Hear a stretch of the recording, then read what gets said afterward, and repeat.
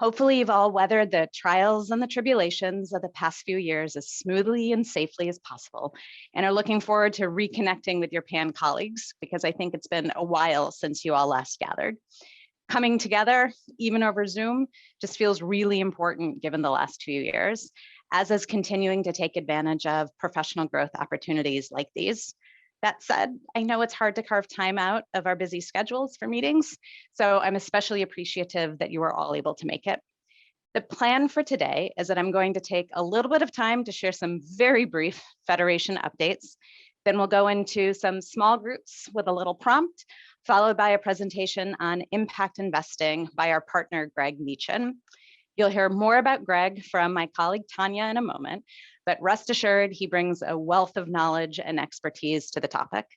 We're very grateful to him for helping us build out our impact investing program at the Federation, which, as he's now heard a few times, probably just even in the past week or so, is one of the reasons I was compelled to join the Federation, because I really think what we're doing is just that impressive and exciting. I also want to extend my gratitude to our PAN co-chairs, I think a few of whom are on the call now: Jeffrey Bernstein, Richard Davis-Lowell, Ellen Kahn, Charles Packer, Talia Pierluisi, and Robert Silverman, and my colleague Michael Chertok, who planned the seminar today. So before we get into the meat and the real fun, I think, of the meeting, let me just briefly share some Federation updates. First, and I would imagine that most of you have seen this news already, but we are in the process of a search for a new CEO after Danny Grossman stepped down in December. Joyce Asiski, our Chief Philanthropy Officer, is in the role of CEO in the interim, and we have a robust slay committee working with a national search firm and hope to have a permanent CEO in place soon. This has in no way slowed us down, and we continue really to fire on all cylinders to drive our impact work forward. Specifically, we're focused on strengthening our Jewish community here in the Bay Area and in Israel by continuing to respond to the ongoing needs that both arose from the pandemic and that were always there, but that the pandemic exacerbated, like the extreme mental health crises facing both our young people and adults across all ages, as well as racial equity issues. Our country is also facing rising anti-Semitism and hate crime, so we have doubled down on our commitment to community security. The Federation actually pioneered one of the nation's first Jewish communal security initiatives 4 years ago, and we have been growing our team ever since to provide Jewish day schools, synagogues, and agency partners training, education, coaching, and support on things like active threat response and organizational security protocols. And this is all while we invest, stored, and guide over $2 billion in assets under management through our endowments, over 1,100 donor-advised funds, and 30 plus supporting and private foundations. We're working hard to continue to grow this philanthropy practice, and I know many of you have helped with that, so thank you. And we're doing this with an innovative approach that combines grant making with socially conscious investments where you can do good and get a return. It's this latter part that we'll be focusing on today.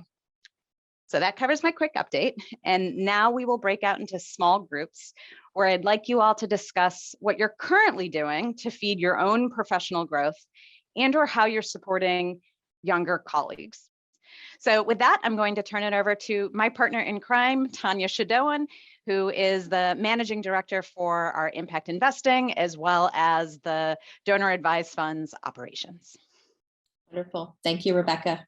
Hello, everyone. It's a pleasure to be with you here today. And I have the honor of introducing you to Greg Meechan, my partner in all things impact investing at the Federation and a true professional in this space. Greg is the managing director of Kennyarth, which is the family office of Diane Eisenberg, and he's also a board member of the related Eisenberg Family Charitable Foundation. For those of you who don't know, Kennyarth is an impact-first investor focused on funding market-based solutions that benefit underserved communities. As one of the largest private impact investors in the market, Kennyarth manages over $500 million globally and is focused on rural marginalized places with an emphasis on sectors including agriculture, affordable housing, financial inclusion, and energy access. In his volunteer time, Greg chairs the Impact Investing Initiative of the Jewish Community Federation, here working with us. and he guides our program to engage more actively with donor-advised fund holders on impact and thinking about options for putting some of their philanthropic capital to work for impact. Again, as Rebecca mentioned, we'll take your questions throughout the presentation, so feel free to raise your hand both on the Zoom function or physically. You can also put questions in the chat and we'll monitor it and interrupt Greg along the way as needed to keep the questions in context with his presentation. So Greg, over to you. Okay. Thanks, Tanya. And hi, everybody. The quiz at the end of this session is going to be whether you can understand half the terms that were in my bio there. So I think there was enough industry jargon there to keep us occupied for the next hour. And but I do hope that actually when we get out of this, things like impact first will make sense, and market-based solutions will have some context. So that's where we're heading with all of this.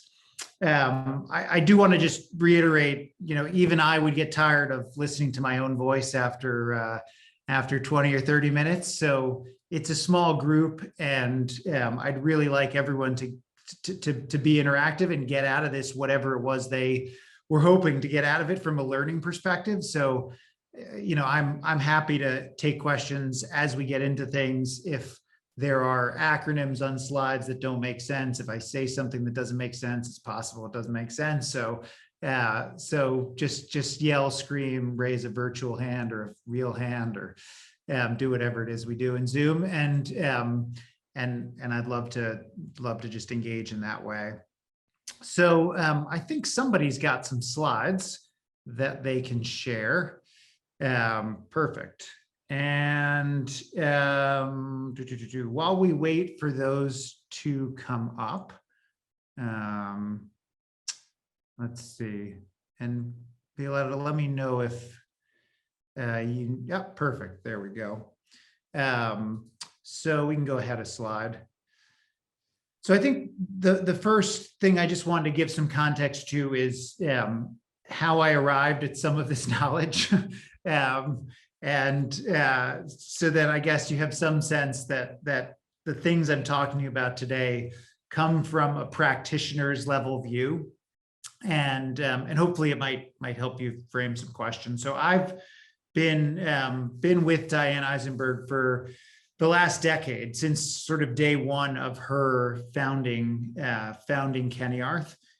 Diane's father, Gene Eisenberg, had been a bit of a rags to riches industrial entrepreneur success, had a string of businesses, and had left a huge amount of family money to Diane to figure out how to allocate. And Diane came from a very different background. She had a master's in public health. She had worked in Bangladesh on public health issues. She had ended up in rural Wales on a small farm raising her family, and so came into about $500 million late in life, and was sort of scratching her head thinking, I need to put this money to its highest and best use in the world.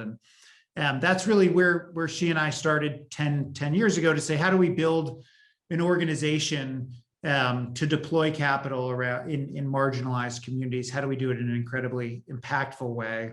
And how do we do it in a recyclable way that we can get, we can make leverage of those dollars over time.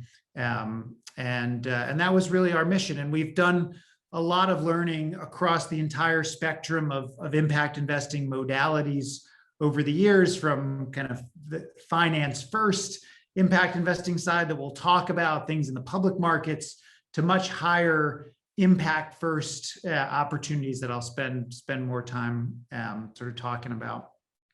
We do a lot of deals. So, when we talk about transactions in the impact space, we do 20 to 25 new deals a year. We deploy $30 to $40 million in new commitments every year. So the kinds of things I'm talking about are the things I'm sort of doing every single day to sign off on. So that's just a bit on me and why I hope I have something to say in this area.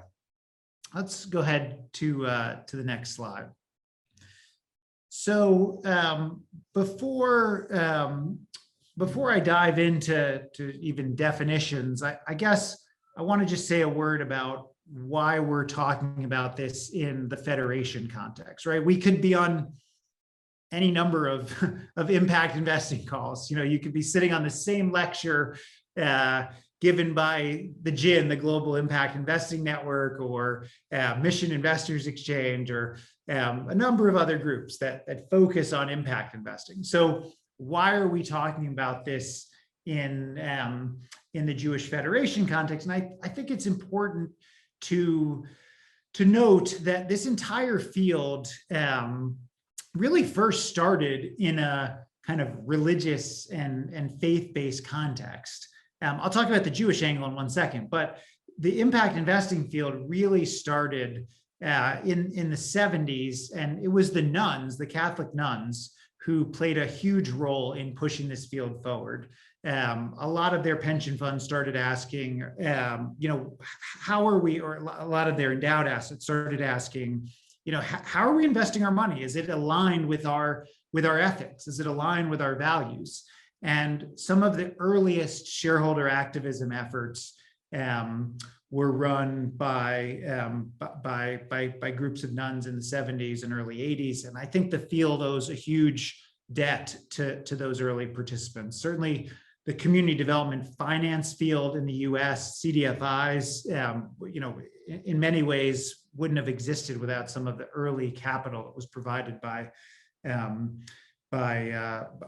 different groups of nuns. And so I think it's just an interesting point as we talk about this from a sort of Jewish Federation standpoint. Now, from a Jewish angle, we too have this as part of our history and as part of our lineage. I like to remind folks of the Rambam's ladder of charitable giving, something that I probably hadn't looked at since my days at Hebrew school as an elementary age kid. But when I started giving talks about impact investing in the Jewish context, I went looking for interesting anecdotes that would help illustrate how impact investing is part of our lineage. And the Rambam helps me out here, because on his ladder of charity, we start from giving less than you can and not being nice about it. Clearly that's the lowest rung, and goes to the highest rung, which is sort of giving anonymously, giving more than you need and giving anonymously. And then actually goes one beyond that, to say giving, not just giving charitably, but giving a gift or a loan, actually,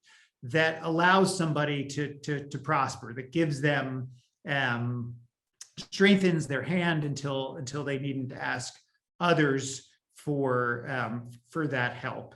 And obviously this comes from multiple lineages, and I think there's lots of good ways of saying the same thing, that we should teach people to build that sort of sense of self-sufficiency. But I think it's just a really interesting note that this is our highest charitable calling, to sort of invest in people's own sufficiency and prosperity. Next slide, please. Okay, so diving into the world of impact investing. So there is tons of press coverage these days about the mainstreaming of impact investing. And I'm always a bit skeptical when things are going mainstream, but there's just countless industry articles about how impact is sort of breaking into the mainstream world of finance, and just sort of the trillions of dollars that are now in the impact field. And I think that this can create a real muddled sense of what this thing is. I'll also note that this kind of mainstreaming of press coverage is not entirely positive. I would say the vast majority of it is, but I think it's also worth noting that, particularly in the last couple months, there have been some interesting stories about the idea of sort of ESG washing or greenwashing. and how some of these efforts might not be as sincere as they purport to be. There was sort of a notable coverage by a guy named Tariq Fancy, who had left BlackRock, who used to run BlackRock's ESG initiatives. And Tariq wrote some interesting editorials to critique some of the approaches that BlackRock had taken in that ESG practice. So I think there's a lot of industry noise right now about the growth of assets in impact investing, but is it real? How do we know it's real? What is impact really? So it's in the ether. It's in the world we're sort of swimming in. So let's try to unpack it and figure out what it is. Let's go to the next slide. So the next slide starts with the basic GIN definition. I mentioned the GIN, the Global Impact Investing Network, earlier, but starts with this most basic GIN definitions of impact investing. And it just says, to read it, impact investments are investments made with the intention to generate positive, measurable social and environmental impact alongside a financial return. And there are three parts of this sentence that I want to pick apart to give people a better sense of what I think makes for an impact investing. The first word that I want to focus on in this definition is the word intention. So I think that one thing that has to be present in an impact investment is some intentionality. I think that most people invest money, not particularly intentionally. Obviously not on this call where your advisor's helping people invest money. And in some ways, you help them be unintentional about this. You help take away any concerns they have, and they outsource they outsource a lot of that thinking to trusted advisors. But I think that in this realm of impact investing, there has to be some sense of intentionality from the individual, that I am aware of my dollars, I am aware of what they are doing in the world, and I'm going to intentionally direct them in one way versus another way. But the second aspect of this definition that I want to highlight is positive, right? They're directing those assets in a certain direction, and they're trying to generate some sort of positive impact in the world. And I would say that positive is subjective, right? So, and can mean varying different things to varying different people. And I think that this actually is kind of a less talked about issue in the impact sector, in the sense that for the most part, impact investing has come to mean a certain set of environmental values, social values that certainly I personally espouse, and that we direct dollars toward at Kennyarth. But I also acknowledge that those might not be universally shared values, and other people might have a different view on what they view as a positive outcome for society. And it, to me, would still be an impact investment if you were saying, look, this is my values, and I want to intentionally direct my money toward these specific values. That to me is intentionally positive. And then lastly, as part of this definition, you're intentionally doing something positive to achieve a financial return. And I think that this is where we differentiate impact investing from charitable giving, in that we are trying to generate financial returns. Now, there's going to be a spectrum of these financial returns, and that's going to be very important to what kind of impact investing we're doing. But as a foundational concept, these are all investments that are intended to recycle capital over time, regardless of whether that return is low, medium, or high. And so to me, that's the broadest definition of impact investing that we could possibly use. I'll take a pause just mostly so I can take a breath, but also so that I could just ask if anyone has any thoughts, questions, just definitionally before I jump into the next slide. Happy to keep going if there are none. Seeing there are none, we will move on. So I want to next unpack this idea of financial return, because I think this is where the field begins to get muddled. And most often I see people getting lost in discussions about, do impact investments generate market rates of return? Do they generate concessionary rates of return? How do I compare them to my normal portfolio? Are they charitable? These sorts of comparisons between different investing modalities. And the answer to those questions is they can do all the above. There are impact investments that generate market rates of return, some that I would say generate above market rates of return. So if you hear somebody say, we're going to get impact alpha, we're going to outperform the market because we're focused on impact, possible. If you hear somebody say, in order to do the kind of investing we want to do in very vulnerable communities, we can earn market rates of return. We need to earn concessionary rates of return. That also is very possible. So, I think it's important to understand that that all of that is part of this broad spectrum of impact investing. I would say the field broadly breaks down into two categories of investors. Number one are what I call finance first investors. And these are investors whose primary job is investing money, right? They start from the premise, and probably most people on this call start from this premise, to say, I'm helping my client invest their money, and I have a certain portfolio target, and my client has certain certain economic needs over time, and I'm going to hit certain return targets. And so anything that I look at is going to be necessarily bounded by that, I'll call it finance first constraint. And then if I can be assured that we're going to be, hitting those constraints, then sure, great. Let's see what else we can do around impact to be values based in how we make those investments.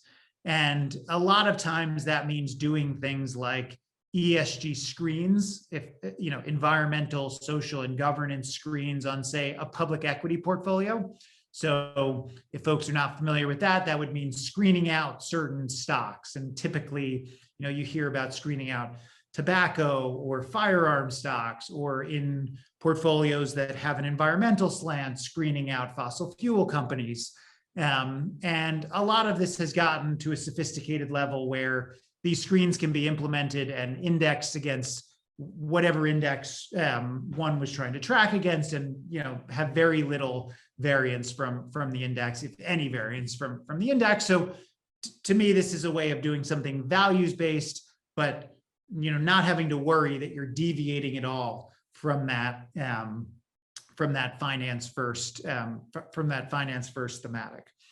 The other thing we see on this side of the sort of finance first world are thematic investments in sectors that an individual might care about deeply. So, we might see investments in things like clean tech, venture capital, or ed tech venture firms, education technology firms that are developing sort of innovative platforms in the education space, or healthcare investments that might be generally oriented in the field of improving health and wellness. So categories where they're expanding categories, but they're seen as generally positive for the world, but still categories where lots of money can be made, and there's not a sacrifice of financial return.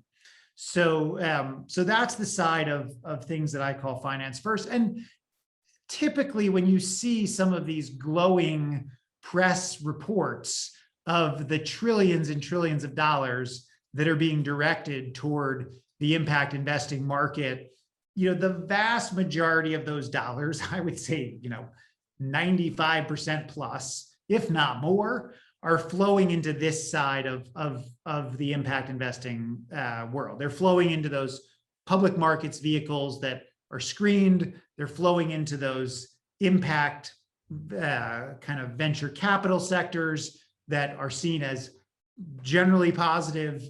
They're flowing into private equity firms that are working in sectors that are seen as generally positive, but they're not making, they're not making concessions around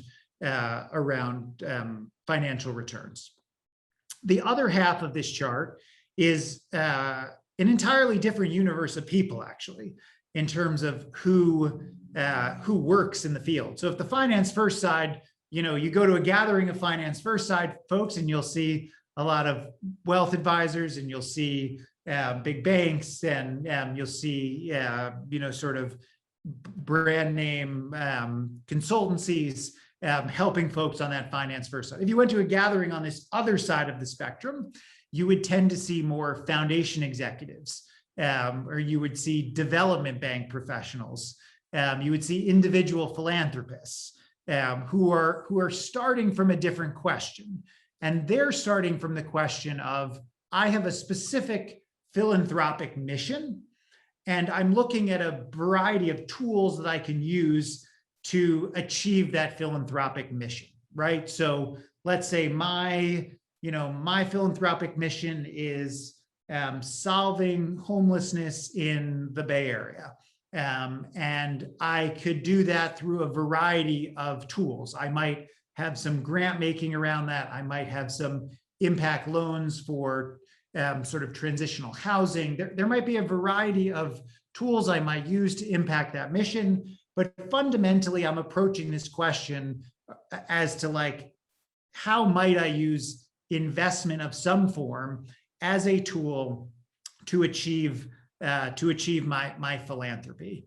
And on this side of the chart, you might see people making low interest loans, below market loans in vulnerable places. You might see them making incredibly high risk venture investments in basic research for clean tech versus the finance first side folks who might be making a later stage investment.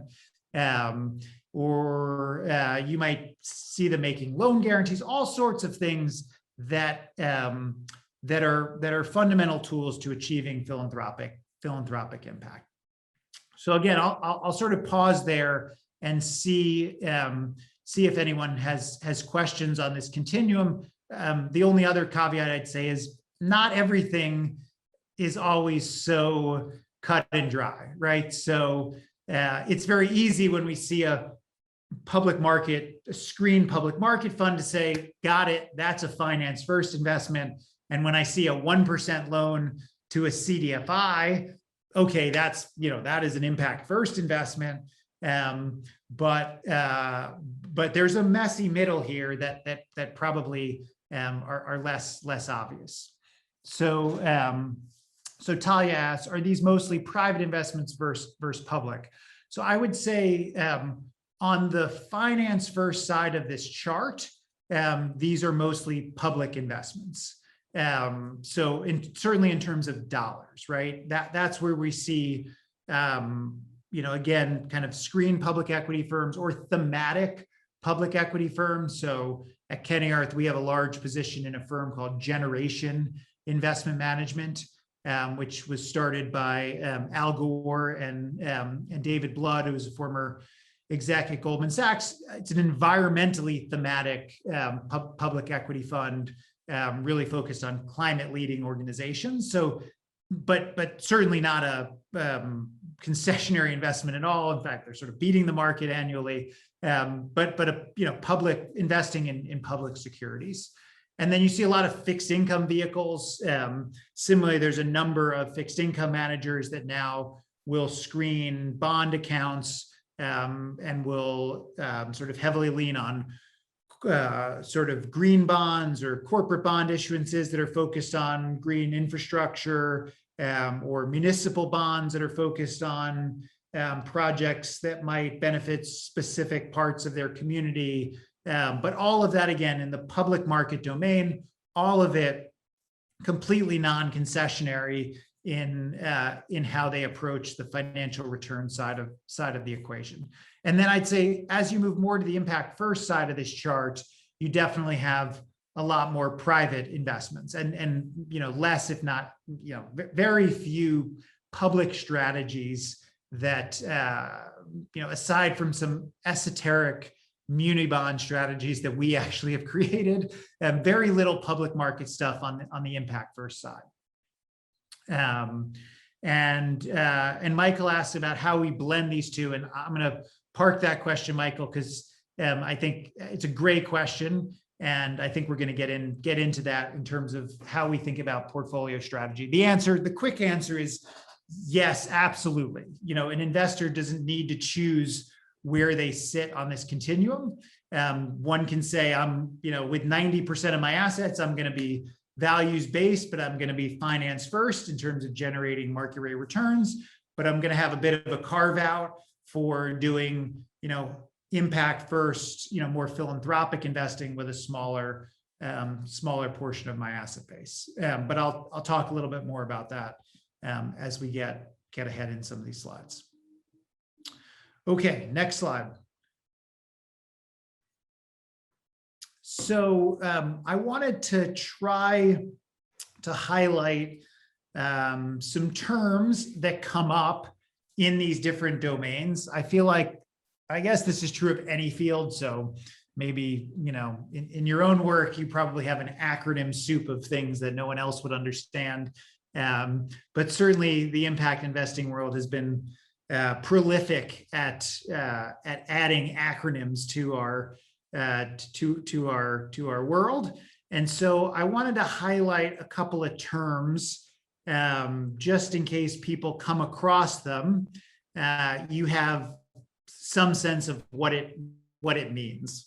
So on the finance first side of this chart, we have terms like SRI and ESG. So SRI stands for socially responsible investing, and ESG stands for environmental, social, and governance. And I tend to find that people use these terms and even values-based investing a bit synonymously to sort of generally refer to strategies that are taking something more than just financial return into account when they're deploying dollars.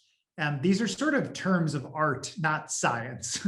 So if somebody says you're doing socially responsible investing, I don't really exactly know what they mean, but I do know they generally are somebody who's working on that finance first side of the spectrum.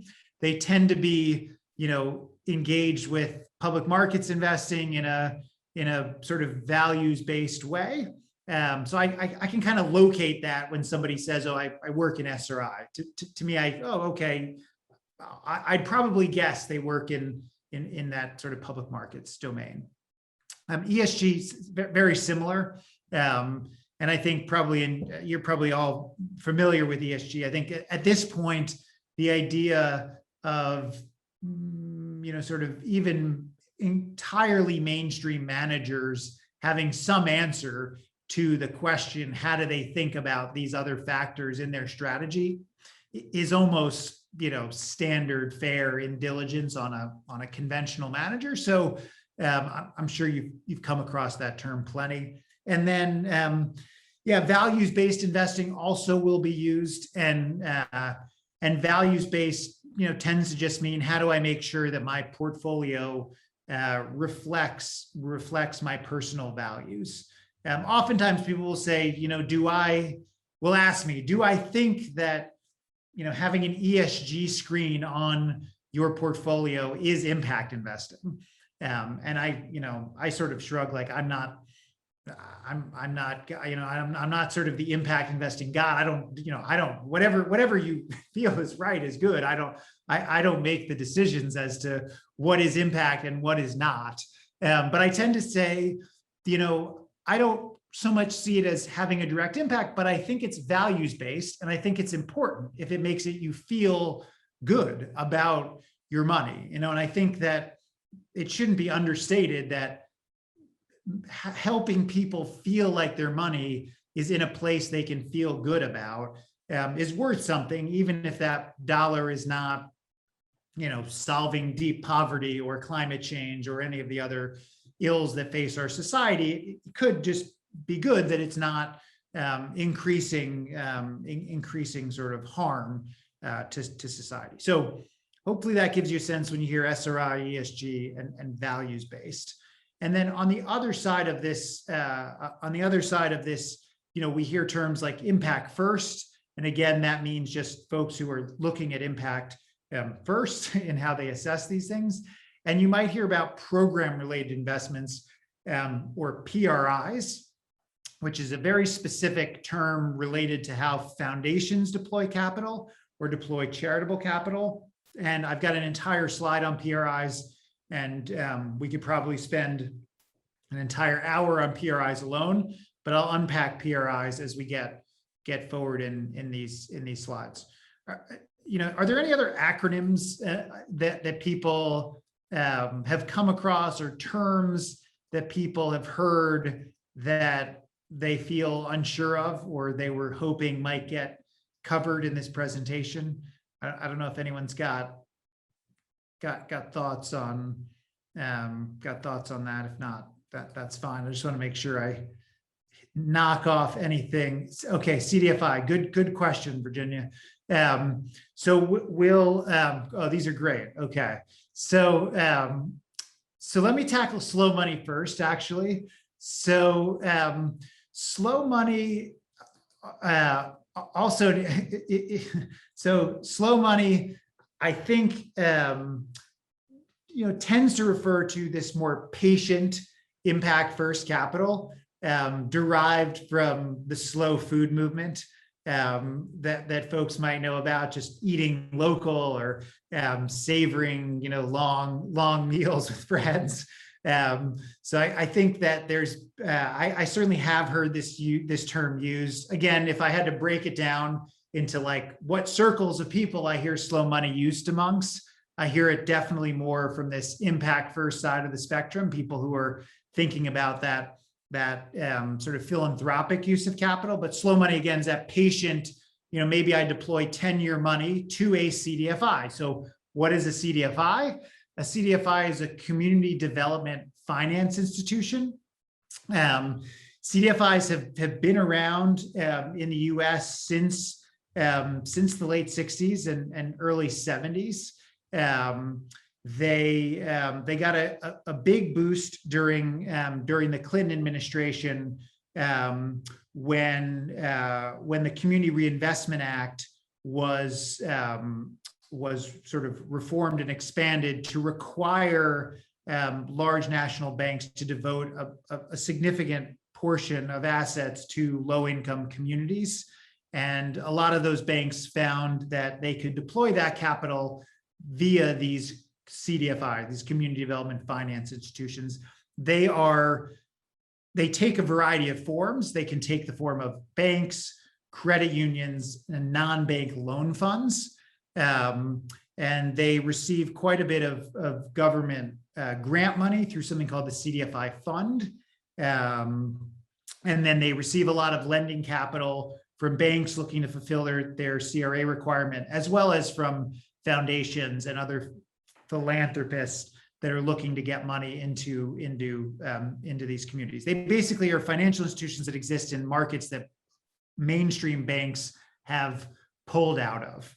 There's about 1,000 of these institutions in the US, and they've actually really grown in influence even in the last 2 years, as we've seen a lot of discussion, particularly around how to get more dollars into racially diverse communities, and a lot of corporations and institutions have started waking up to say, how do we get dollars into minority communities? CDFIs have been a really big conduit for that money. But these are institutions that are not earning market rates of return for lenders. So people are lending to CDFIs at 2% or 3%, and they're lending it over long periods of time. So that's where this sort of slow money and CDFIs come together. Great. Those were good ones to tackle. Can we move on to the next slide? So to Michael's point, you don't have to be either or in your orientation to how you think about this field. You can be both. At the Federation, we use the terminology invest and deploy. So we talk about when you're investing money on the left-hand side of the spectrum, there are things you can do through a values-based lens. And then when you move into deployment mode, meaning when you are going to use that capital specifically for your philanthropic objective, there are other ways that you can think about impact investing. So, invest and then deploy. Next slide, please. This, goes a step further in this invest and deploy model to show you a sense of how a traditional foundation model works and what this looks like as you evolve that model. Now, obviously, if you're stewarding a DAF, these percentages are less relevant. The percentage breakdowns on this slide are really about what a sort of traditional private foundation or public foundation needs to do based on requirements. Obviously, DAF payouts can vary much more widely. But in the traditional foundation model, you have an endowment that's invested conventionally in a stock and bond and potentially other alternative portfolio. And then every year you have a 5% payout requirement that one tends to meet in the form of grants. This 100% impact model, which I think is becoming more fashionable amongst sort of forward-leaning foundations, is really to say, how do I use the entirety of our asset base against our mission? And I think this can be adapted to the DAF model to say, how do we use the entirety of our DAF to basically orient around our mission areas?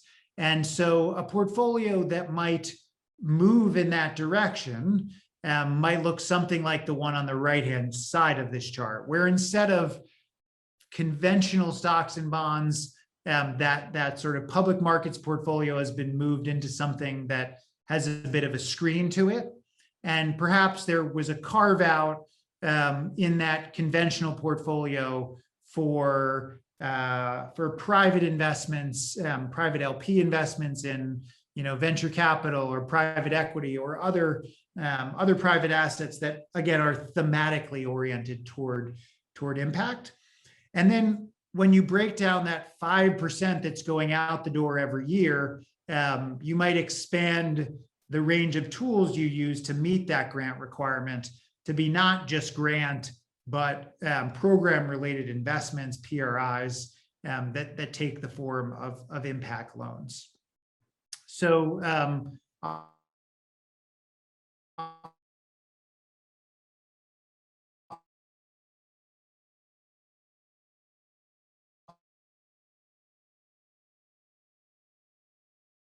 I'll pause. Right. Moving on. Program-related investments. So I think that this is topic worth understanding both from an advisory perspective as well as from a kind of legal perspective. So PRIs have been around since the late 60s, actually. And they are a form of charitable distribution that foundations can use to meet their 5% expenditure, 5% disbursement requirement, but they take the form of an investment, right? They're not a grant, but they're counted against that 5%. And there are certain requirements that PRI has to meet in order to meet the IRS definition. And really, those requirements are centered around ensuring that it is an investment that is really being made for the charitable purpose, and that generally wouldn't be made by another sort of pure financial investor. I would say that these are not hard and fast definitions, and there's a lot of gray area when it comes to classifying PRIs, primarily because very few foundations use them. I would say that in the earliest days of PRIs, the Ford Foundation, the MacArthur Foundation, Packard Foundation were using them quite extensively. They still do make use of them. I think we at the Eisenberg Foundation use them extensively, but the group of us that does this at a significant scale is very small. I mean, I would say 20 or 30 foundations in the entire US that are doing this regularly and in a pretty sophisticated manner. And I think it's unfortunate because I think it's a tool that is really sort of underutilized. But I guess important to understand that this is a tool that that foundations can use. And I think one of the nice things about it, certainly from our perspective, is these are recyclable. They come back to us, they come back to us not in the form of coming back into our endowment, but they stay in our universe of assets that we can direct around our impact areas. Now, of course, if we were working on an area that grants were the tool to use, I would say just use grants. Don't go trying to make everything an impact investment or a PRI. But for those of us who work on areas like we work on economic development, you can use this as a tool and it can magnify your impact over time. Any questions on PRIs? They do tend to be kind of a underknown area of the market. So I'd just be curious if anyone wants to dig into them more. Nope. Okay. So let's go ahead. So I'm just going to spend a few minutes on some of the options that we've developed at Federation, not as a advertisement for the Federation options, but really because I think they're useful examples to just ground these definitions that I've provided, and hopefully just sort of really nail down what these things are. So let's go ahead one slide. First, to talk about some of these kind of finance first investments. So number one, we built some values aligned pools. These tend to be ESG pools that screen out certain controversial industries. I talked earlier about tobacco and firearms. I think that these are screens that for large enough clients can be sort of expanded and probably customized in certain ways to the extent that people have very specific screening objectives. And again, these are market rate strategies that are built in a way that even though certain companies might be removed from the indices, from the pool of securities, the pool generates, the pool sticks to the index that it's benchmarked against. And then there are some of these more values-based approaches that have a bit more than just a screen. J-Lens is a good example of one of these public equity managers that again targets market rate returns, generally sticks to the benchmark, but that has a bit more to their strategy. They have an advocacy component to their strategy that primarily is focused on combating BDS as a corporate tool. So JLens will filter out companies that have aligned themselves with the BDS movement or have certain boycotts of Israeli businesses. And then they take some certain overweights as it relates to Israel and adding Israeli-linked companies into the portfolio.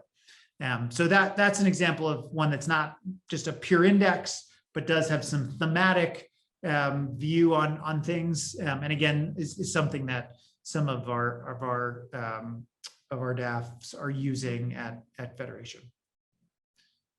Okay, next slide, please. So then, this is sort of a summary of some of the more impact first options that we've had.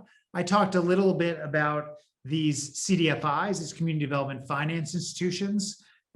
We've made a number of loans to a variety of CDFIs that are focused on, things like affordable housing or small business lending, looking at ones that are now focused on agriculture and farming in the Central Valley, perhaps. So a lot of really interesting local organizations that can be supported, but that do require this sort of impact first money. And we've also made an investment with a social loan fund in Israel, a group called Ogan, which has a similar, it's not officially a CDFI, but is very CDFI-like, and does a lot of small business lending in the Israeli context, again, where there are gaps in the banking system, whether those gaps are certain communities, or certain areas of the country. Ogan tries to fill some of those gaps. So, in summary, I guess there is this spectrum of opportunity to both invest money in values-based ways and to deploy it in very impact-first ways to achieve philanthropic mission.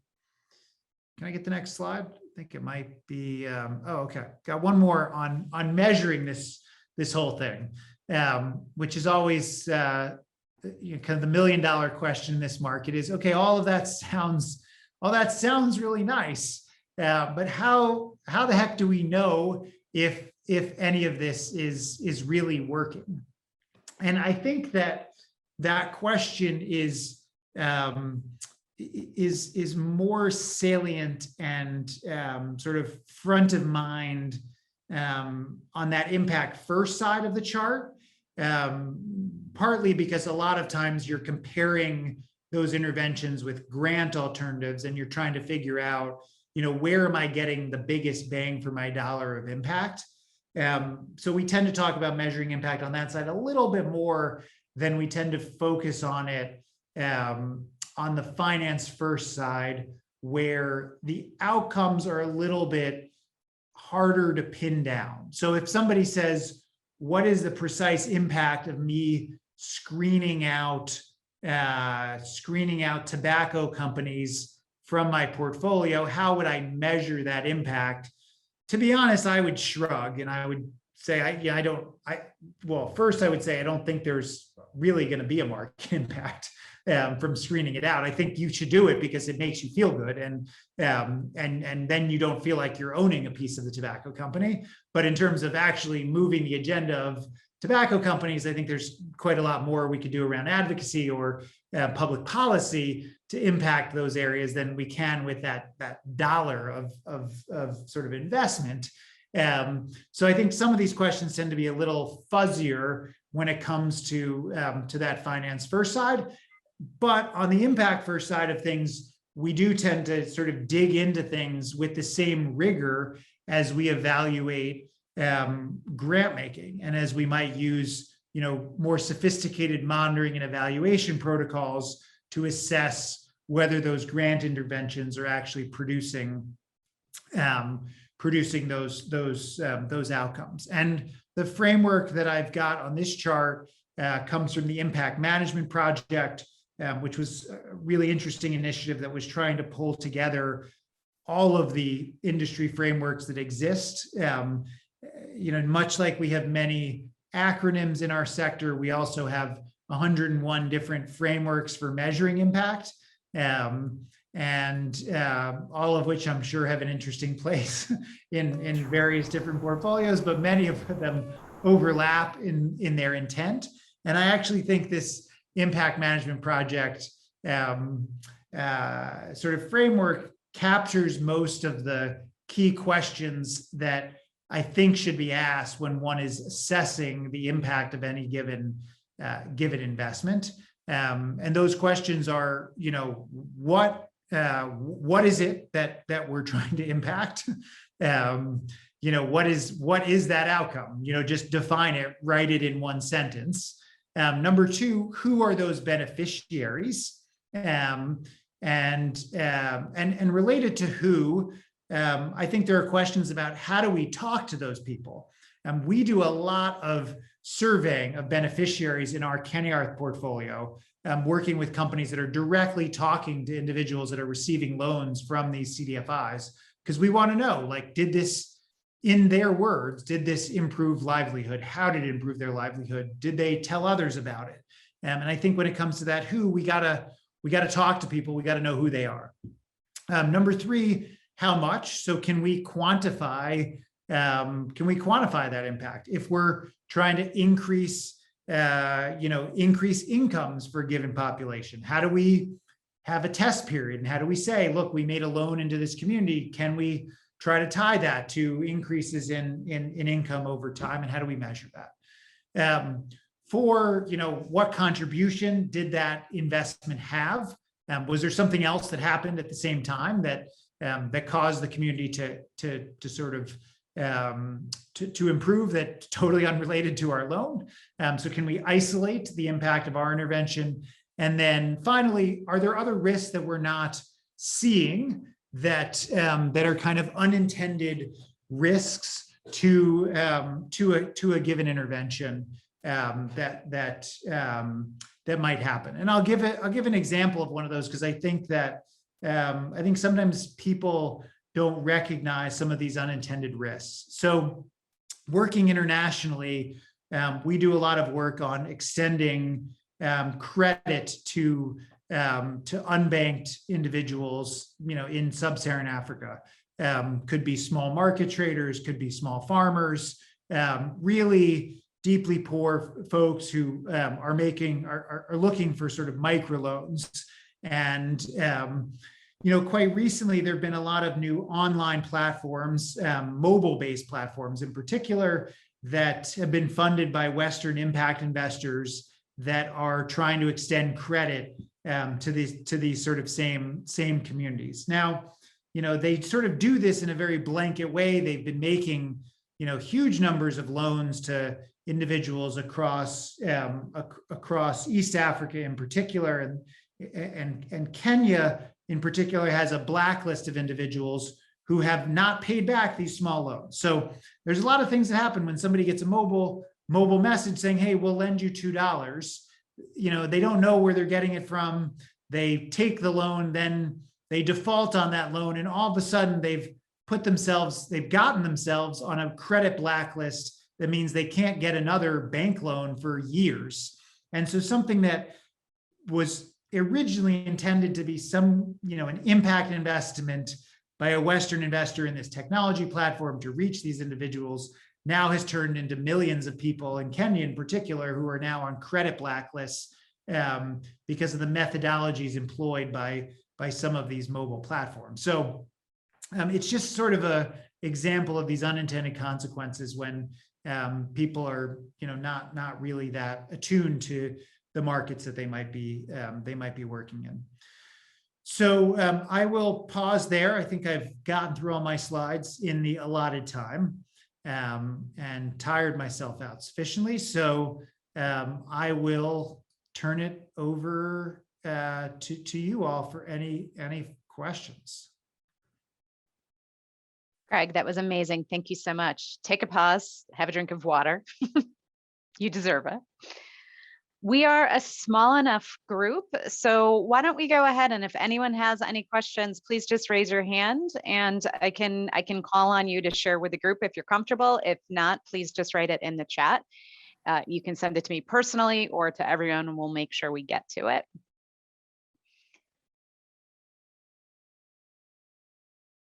Talia. Yeah, thanks. That was really, really great. And the slides are super helpful too.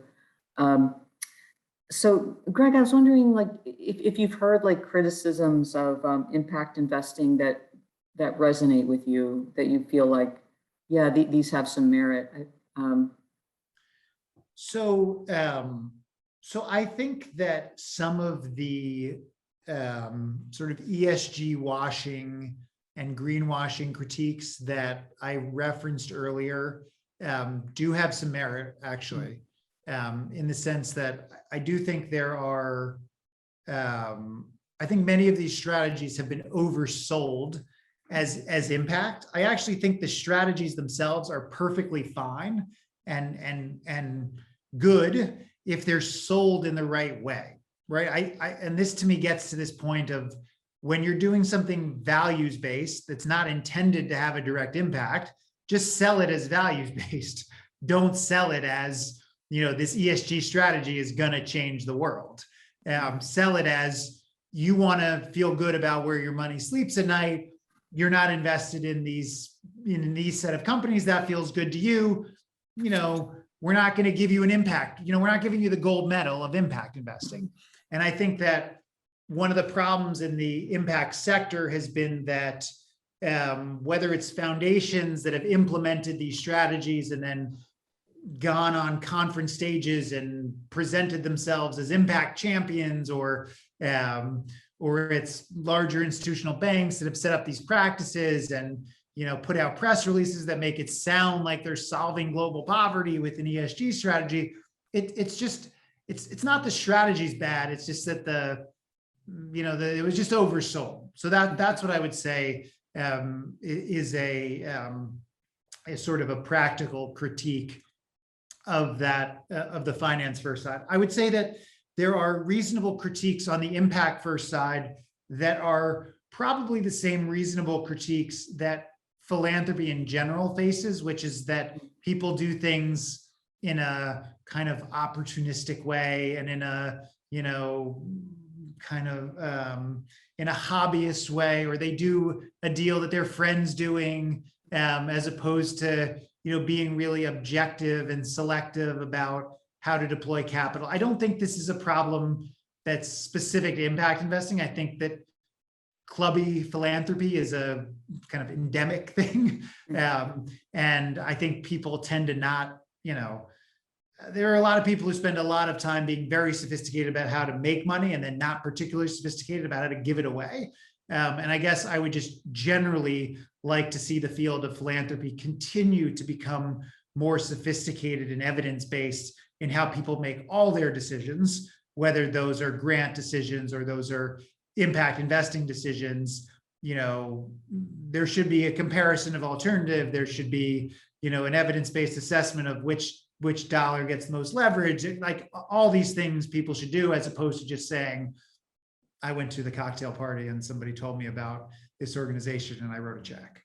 I mean, that's perfectly fine too, if that makes people feel good. But, you know, I think there are smarter ways we could do this in the long run. Great. Thanks, Talia. Any other questions?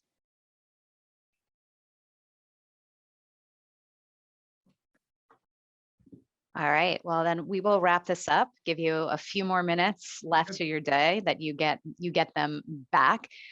This was really helpful for me personally. I hope for you all as well. I swear I learned something new every time that I listen to Greg or in a conversation with him, or lots of something new. Today it was PRIs and the 5 dimensions of measuring impact. So hopefully you will all take something away with you and that you will consider impact investing if it is right for you and your clients in the future. And certainly if you'd like more information or any kind of confidential professional support for your clients, please let us know. We're always happy to be in touch with you. Thank you all.